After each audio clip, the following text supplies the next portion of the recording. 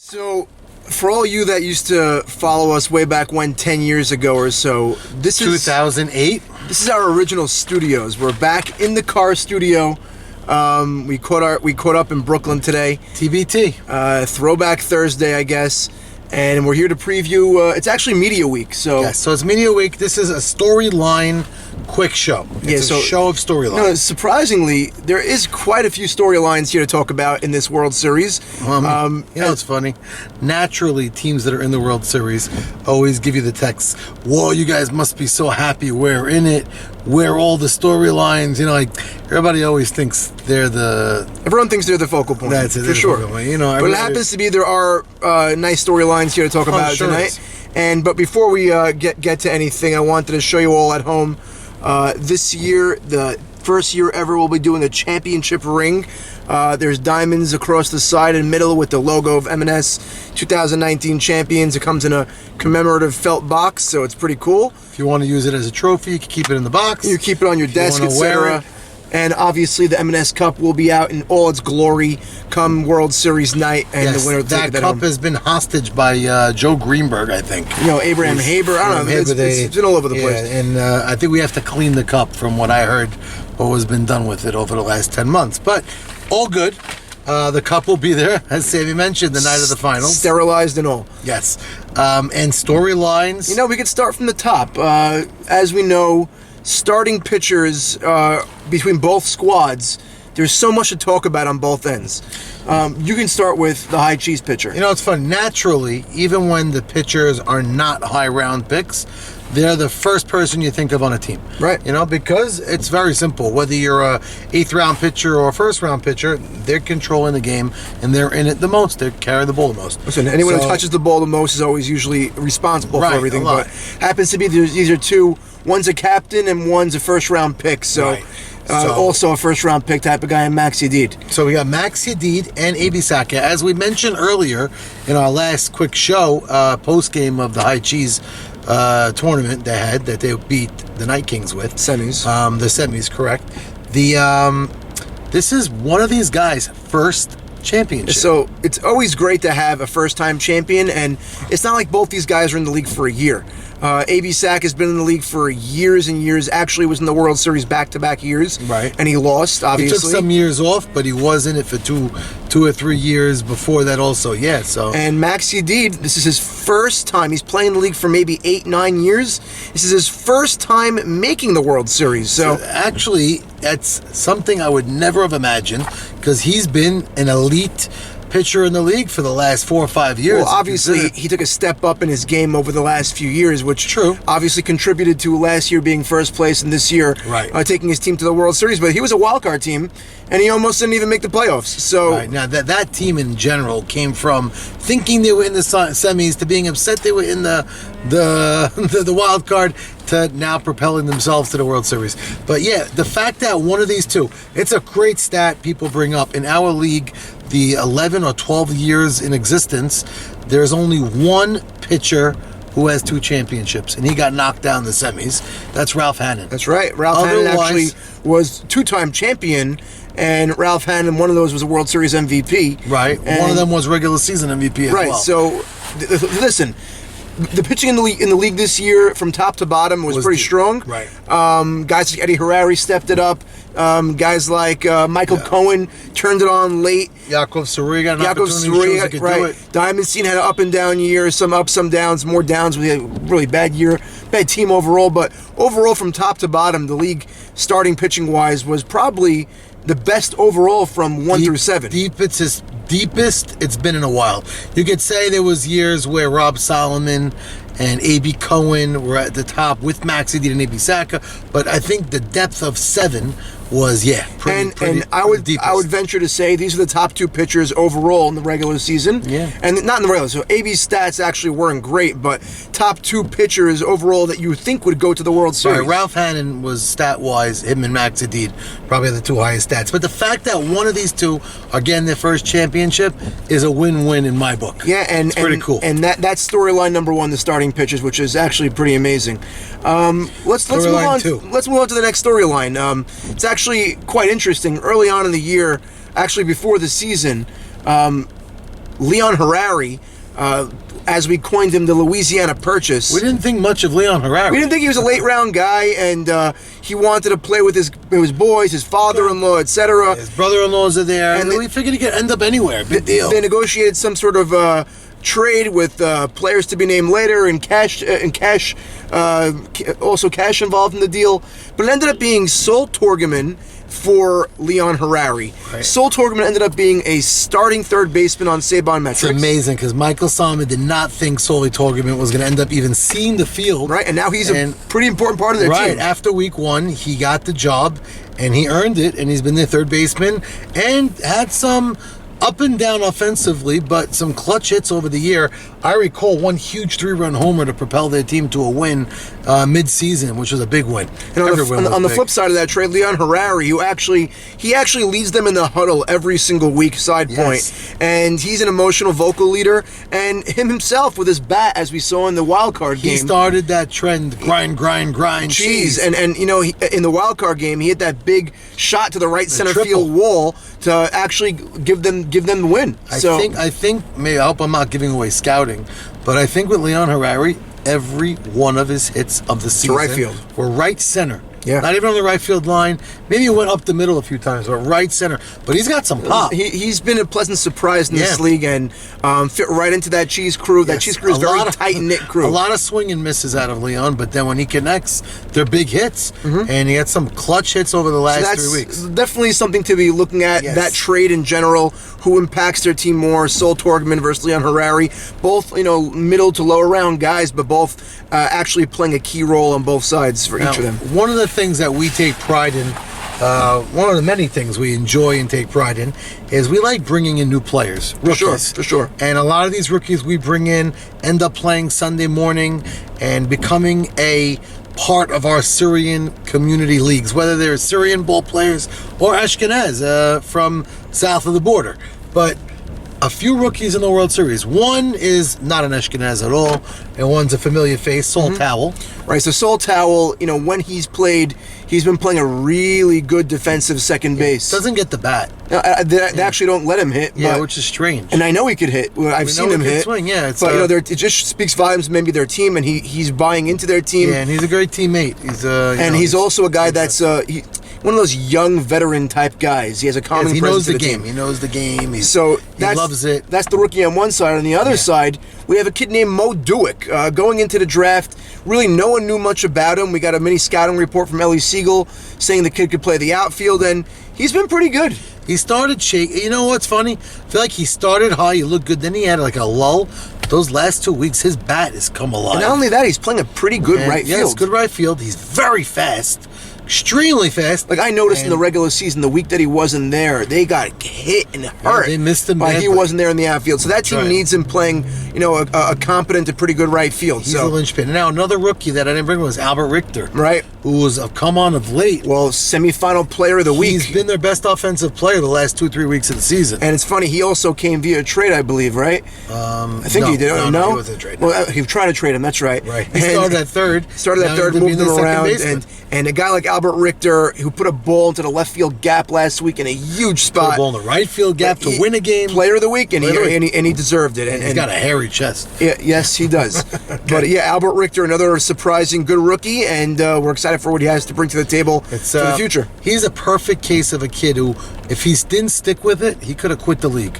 I don't like playing on this team. They're not giving me time. This, that. Could have walked away, but he went through a rough beginning 1-2 weeks not being so happy. Listen, it's always tough to get out of Saban's doghouse, but when you do and you emerge, you're roses, because then you become one of him. That's a great rookie. And then there's an Alphonse Mystery. Yeah, so the Fonz, as we saw, actually a pretty good defensive catcher. Very good catching the pitcher. Yes. That's what I'll say. He scoops everything, he puts the glove where it belongs. He's a great receiver. Right, and he pulls that Jake Taylor thing where he's talking to the batter. It's something I don't really love.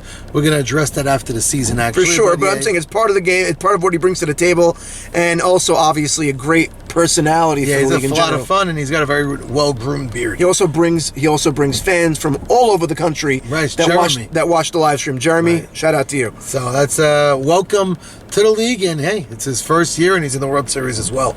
There was one other rookie that we were missing. No, that's it. It was 4 rookies in the World Series. Right. Which is exciting. A lot of young players in the World Series, but not rookies. Albert Zitt and Teddy Braha. Well, we're going to get to that when we talk about the middle of the round defense, guys. Exactly. Now, next storyline, which is something... we'll go to this. I'm going to skip one. I'm going to go back to the other one. Very interesting one. Very politically weird. Jimmy Malach was on a team this season. So Jimmy was drafted high. He was drafted in the second round by Eye of the Tiger. Yeah. And then Jimmy got injured, and he went to the doctor, and he had his cortisone shot, and he was out. Cortisone. No, he was out, and Right. he basically was ruled out.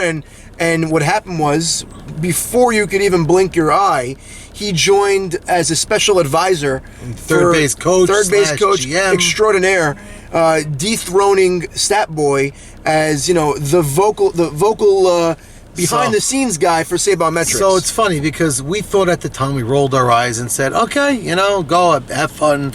You want to drive in and hang out with Michael and all that. But it didn't turn out to be that simple, because maybe guys aren't going to want me to say this, but I saw vividly players on Sabermetrics disagree and not like the positioning. Well, and it's Jimmy. funny. He obviously has the ear of Saban, and he listens to him. He takes his opinion very seriously. Right. And I'll use the positioning that Jimmy actually offers. And like you said, a few guys. I could even name a few guys. Norwood's not too happy with He's it. a captain himself, Norwood, Right. in many years. Right. I know the starting pitcher, A.B. Sacker, wasn't too thrilled with some of the Sometimes positionings. they've been butting heads, and it may have caused a little riff. Yeah, And, it did. But you know what? How much can you say? They were the first place team. They rolled through it was 2 great games, but they rolled through the semis. They swept. Right. And they're in the World Series. Yeah, Jimmy wasn't there in the semis. It may have been opening night of football that he missed for, or maybe he just didn't want to see his old team. I don't know. I think it's more of the football. I'm not sure. I don't know. But that's an interesting dilemma. And when Jimmy comes, is he going to be more quiet? Is he going to coach a base? Is he going to let teammates coach? Let's find out. Jimmy's name is all over it, even though his team Not even in it. is not even in it. Yeah. So it's pretty funny. Now a different interesting one onto the field. Last year, Ellie Siegel was a rookie. And actually Gold Glove second baseman Yes, for second baseman. Shim Shady. And earned the Gold Glove unanimously. It wasn't really a question. This year, he moved over to shortstop. And he had weeks where he was spectacular, and he had weeks where he was average. Yeah, his arm was always fire. He's got a great arm. A lot of outfield assists this year. I mean, as a cutoff man, threw out quite a few guys at the plate. But what's the noteworthy part of this was last year, Zach Ashkenazi at shortstop, and he was at second. Now, this year, we have Ellie against each Siegel other. at shortstop versus Zach Ashkenazi at shortstop. Yeah, it's very interesting. Now, Ellie Siegel gave a lot of respect to Zach last year at short. Ellie wanted to play short, but when he saw Zach, he said, I'm not complaining. This kid deserves shortstop. Granted. But now seeing Ellie in his second year in a row in the World Series again, and I gotta say, as shoddy as he was at times at short, Right. In the semis, he was semifinals, money. He was unbelievable in the semis. He made 2 or 3 stops that he had no business making. Went back on every pop-up. He's young, he's quick, he has reaction time, he has good arm. And he has the tightest pants in the league. Right. So, and his hitting got better over the year. Right, so I feel like he got a little bit more aggressive at the plate. It made him a better hitter. And we know he's very confident in his game. We know that. Yes, he'll let you know that. So yeah, of course he will. He just texted me just now. Right. So Oh, there it is. either way, you got it. Yeah. So either way, so that's another storyline going in. The shortstops going up against each other. Right. Pretty interesting. And again, one of them are going to get their first World Series. Right. Zach. He's been putting it. That's funny. Zach actually won the World Series as a sub. It's a sub. When he was on Noob Yeah, Sanity. young kid for Bobby Safdie. Playing for Bobby Safdie. He's talking about 8-9 years ago. Yeah, but he wasn't his team. He wasn't him either. Right, wasn't him. He was on the Minutemen as a captain, made it to the playoffs and lost. Last year, got to the World Series that close, and I could say he was 10 feet away with a throw. Yeah, to throw out Millich. That was crazy. And it's a play he doesn't forget. And it was amazing that he was there. He knows The what I'm Jeter talking about. throw, shading towards first base. But, It was great. Now he's got another opportunity with the high cheese. So yeah, that's another one. And Zach against A.B. Saka again, also fun. They were together it's last interesting year. dynamic Yeah. over there. Next thing I actually want to talk about is the back ends of the lineups a little bit, because the back end of the lineup is what carried both squads. We alluded to it a little before with Albert Richter. One thing we didn't mention yet was the player of the week in the semifinals for High Cheese, Victor Abadi. Yes, how could you forget So that? even in the wild card game, so he had 9 ribbies in the semis with a 3-run homer, a 3-run triple, a 2-run single, and an RBI walk. Wow. See, So both these teams, their front of their lineup, does what it does. They construct the front ends of the lineup very differently, meaning High Cheese puts their best hitter first in Zach. Sabermetrics does not do that. They put Norwood, a wily veteran who's been finding. Yeah, he's on base all year. We don't know how he's doing it all year. Hey, ball off his foot, ball off his kneecap. The guy's on base. It's reminding me of that year of your brother-in-law, Isaac Miz. Found his bill, got his way on base every game, 3 times. No one's doing the same thing, and guess what? It's however you can get on, you get on. And he's doing so. They do that first, and then they power their lineup with whether it was Jack Abadi, who we wish would have watched. Well, they have Elliot Saka there. Yes, Elliot Saka. So it's funny. Another guy. Last year, Elliot was a vital part of the World the Series Get Swifty Championship World Series win. And again, another money player in a money situation. And Elliott's a guy that some people think is already 30 years old. He's a kid. He's 21, 22 years old, and he's getting better and better as years go. I'm a big Elsack fan. He's becoming a better hitter, and it's not crazy to say. And he's playing a really good left Very field. good left field. Yeah, he's got better there too. But I'm saying it's not wild to say a guy at 22 becomes better hitting. You become a better hitter over time. So, and he's still young. So that's a big cog. And of course, Michael Solomon, aside for the pop-up that could have won a game, he's been money. He's been unbelievable. They won the game anyway. They did win the game, but he's been unbelievable all season. And also, he's been like a Hoover vacuum at first base all year. Yes, he's been very good. I'll let you know about that too. Yes, he's right now at dinner with Archie. At Archie. Michael. Yeah, with Archie. They went to dinner tonight. Nice. I think he's in the Five Towns, Mike. Will there be any left for Sabon? Is the I'm question. not sure. Anyway. So, does that round out all the stories? So, the back ends of the lineup of both teams. So, like we said, the front ends do what they do. Maurice Haber, I don't like talking good, bad, or ugly, whatever. He hasn't really been hitting. He had a rough week. He had a big sack fly to tie the game. Great. He hit the ball well. I'm saying he also had a hard time getting the ball out of the infield in the key spots. Yeah, so it was rough. But, I think he'll turn it around. I think it's Maurice... the playoffs, the World Series now. I'm not sure how Maurice hits AB. I'm not really sure what his history is in his career, but it's the World Series, and Maurice wants it badly. We know that. He usually comes to play when it's World Series time. And as we mentioned before, his team, he may have not hit well, played a good first, and his team won both games. That's all that counts. So that's really all that counts. It really, really is. So the back end of the lineups, just to finish off, High Cheese with Albert Sitt, Leon Arari, and Victor Abadi. And you can't say much. You can't say enough about Albert Sitt, by the way. Oh my God, he's playing great. He's playing out of his mind. Really he's a guy that you get late in drafts, and you really shouldn't get him late because he plays a lockdown right field. His stock definitely went up. And one thing you notice, you don't look at him as a fast kid, but he'll turn these singles into doubles all the time. I think he had the MO over the last 3 years as a slow guy. He ain't slow. And he's not. I think he got a little faster. He lost some weight, he trimmed down, and he's a faster runner now. And guess what? Doubles. He has a knack for making huge catches in huge spots. So not just once, twice, 3 or 4, 5 times this year. He has it. He has that knack. The big play finds him, and he seems to come up big in a big spot, usually more often than not. And now on back end, Sabermetrics, as we know, Sabon and Ali and Elliot Saka, you mentioned, Bernie Pindeck is not a stranger to the World Series, and that ain't no mistake. So Bernie Pindeck won the World Series back-to-back years. That's Gonzaga, right. And then last year he was a pickup for Jack Beebe on Get Swifty, and he carried them in the in the playoffs. And by the way, talking about Jack Beebe will be playing.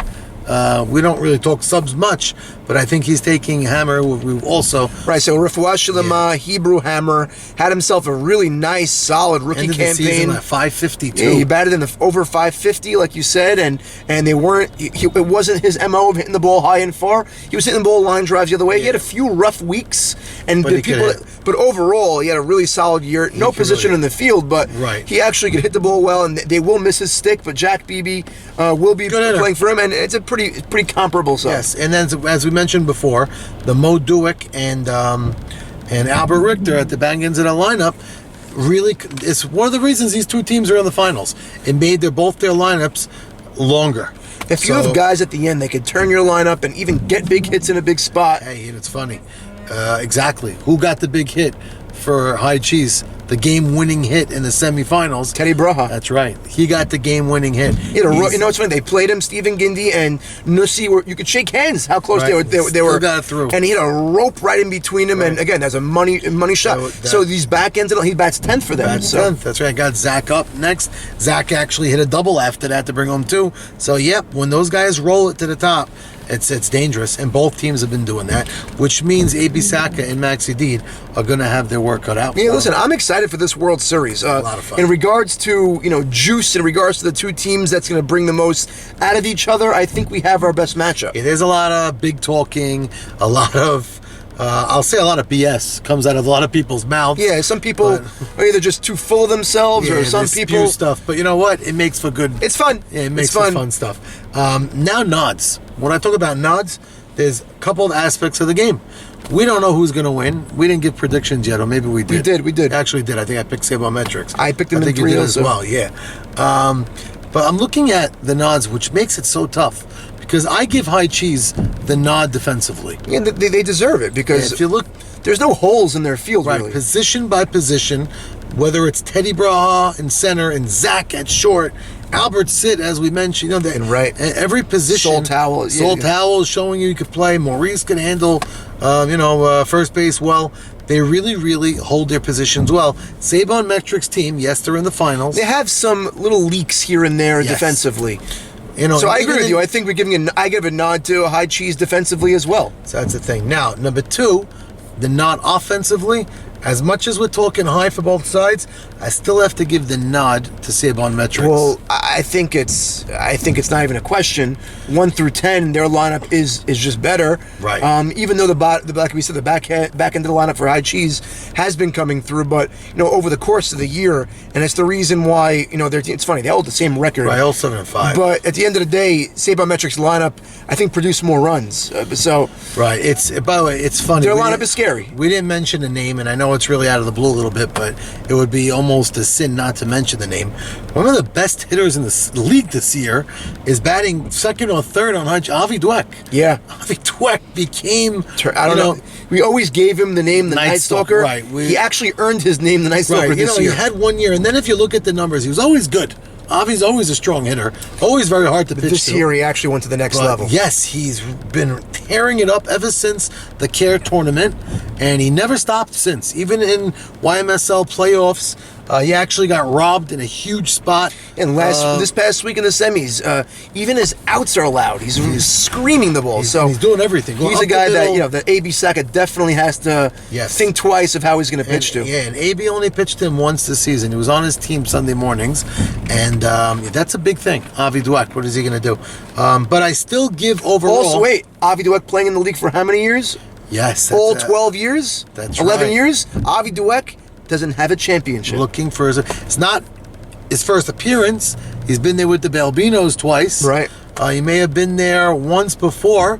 Let me tell you, Avi, does he have a championship in Sunday morning leagues? I do not believe so. This would be, if he could pull it off, would be his first championship in leagues, and he's playing in the league for 20 years. If you're going back to who knows when. Wow. So, there's one. You know what? He may be on one time in the trophy, but there's a caveat. Mike and Ike's with Ike Mavora, but Avi was hurt. He got hurt, and Solico and took his spot, I believe. Interesting. That might have been the time. But yes, it's Avi going for his first championship on the field as a team. That's a big thing. So, especially he's going to earn it. If he gets it now. He's the money man on their lineup. He's not. It's funny, when you have Maurice batting fourth, you have to rely on Avi really a lot to carry the load offensively. He is, because Maurice hasn't been really hitting great. Maurice hit very well against the Yankees. Michael Cohen. Yeah, JT made a catch on him that was and wow. His first 2 at-bats, he hit ropes. And believe it, I'm thinking about it now, Maurice hit A.B. Saka very well in their one matchup this year. I remember he hit 2 rocket ships. I could see Mo having a big week. Yes, it's not that Maurice canceling. I'm just saying what we've seen lately. His last 15 at bats hasn't been, vintage Maurice. And last nod. So we got defense 1 and offense to the other, which is a wash. And then we go to the pitcher. Right. So this is where, right now, the hot pitcher right now is Maxi Deed. He's pitching. Some of them are borderline legal, illegal at the side, and pitching quick, not pitching quick, but he's hot, and he's getting batters out. But how could you ever? I say this every year. How could you pick against A.B. Saka? Right. A.B. Saka. Well, he's a guy that you want to go to battle with. So it's A.B. two Saka. different types of pitcher. It's a It's warrior versus a guy with the stuff. Well, we gave the word to Max from 2007, finesse. Right, finesse. Right? So it's almost coming full circle here. And, A.B. Saka is one of those guys that when he loses game 1, it's very rough to see him losing a game 2. Yeah, when was the last time he got swept? He did it Sunday morning against my team. I'm talking about in the night league. In the night league this season, I don't think they got swept. I don't know if they got swept. That's a good point. And that's a big thing. Yeah. If he never got swept. And Maxi D, not saying he could or can't get swept, but it's I can't really give a choice who I'm going to give the nod to. Listen, on that one night. It's any given Sunday. Yeah. It's one of those type of deals. That's exactly what it is. There's nights where A.B. Saka, we look on the sideline and we always say, wow, his ball is legit cutting in and throwing faster. He has nights where we all say that. And same with Maxi D. He has nights where that riser is changing speeds with it and throwing it for strikes. Very hard to hit when he's doing that. And it's funny. Everybody's talking about that sidearm pitcher, Max. My opinion, the last 3 times out, I think he's better off when he doesn't. Yeah, he was actually having a hard time throwing it for strikes, and the times he was in the strike zone, Stephen Gindy was fouling it off 100 times anyway. And he gave up big runs when he was using it, and then he stopped. So whatever. It's a work in progress. Obviously, it's a new pitch. He uses it when he's up 0-2. That's what he does. We'll see in the future if it's something he's going to keep doing.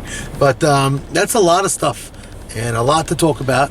And one more thing I wanted to say. I want to tell you that we actually are very excited as a league to announce that the two ceremonial first pitches are being thrown, one by a player on High Cheese's dad, a legend himself. Yes, was in our league as well. Didn't get to the finals, but a legend in the softball community.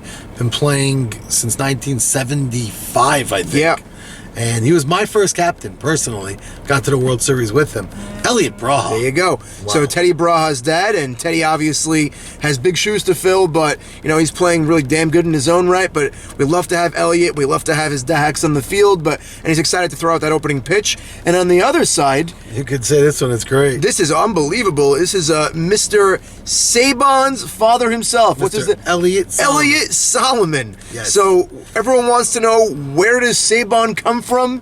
You will see it himself on the mound, side by side with Elliot Braha, both throwing in the first pitch. Yes. He's going to throw to his son Michael, and Elliot's going to throw to his son Teddy, which is going to be an awesome sight to see. Yes, can't wait. And Elliot played in the league. He was a catcher in the league for many years, played with no shirt on. And I don't know if he's going to throw the first pitch out with no shirt on. That's where Adam gets it from, I'm guessing. Yes, exactly. And, Michael's father, I venture to say he probably lifted more weights than anybody in our time. I saw him at the dinner award ceremony this past winter, and he was built like a truck. Yeah, he's a strong man, and he's a great guy. So looking forward to having throughout the ceremonial first pitch. It's going to be fun. Yes. And National anthems. whenever the night is going to be, we're still settling on the dates and times, etc.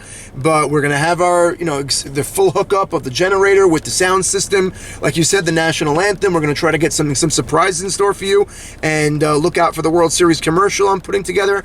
And very excited what we have in store. It's going to be great. So is it High Cheese or is it Saban Metrics? Well, we made our choices in that little mini show. I'm still sticking with Saban Metrics in 3. To me, it was a crapshoot. I said the same, but what do I know? Well, same here. What the hell do I know? It could be a sweep. But I'm just saying could be a sweep. If you had to make a guess, that's the guess. Good luck. May the best team win. Clean games. That's what we asked for.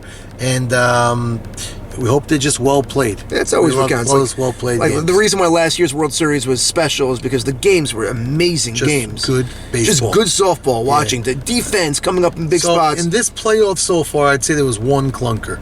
The one first game last week. Yeah, but every other game was money. The 2 games in the other series, the wild card game and game 2. And then game 2 of the High Cheese series. So it's been a tremendous playoff run. A lot of fun. A postseason run. Loving every minute of it. And we got a World Series to watch, which I'm so excited for. It's September 12th, and we almost have a champion. Can't wait to see who has their name enshrined on the cup, and who hoists it, and who gets to hold those championship rings. We're going to be giving out surveys soon for Gold Glove, MVP, Cy Young, Silver Slugger, all that good stuff. I got to tell you, it feels great to be back in the original studio. Very OG. I'm very into it. This is, as we mentioned before, TBT. Yep. So have a great night. I'm going to go back to my car and enjoy.